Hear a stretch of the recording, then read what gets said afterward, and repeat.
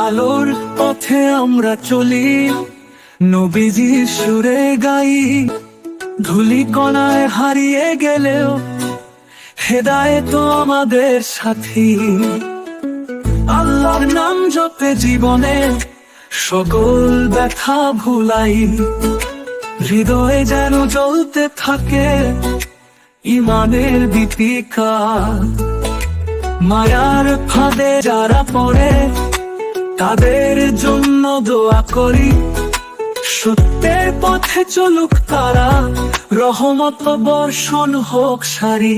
আল্লাহর নাম শুনে প্রাণ ভরে, তাকওয়া আর ভালোবাসা দিয়ে বদলে যাক জীবন ধারা।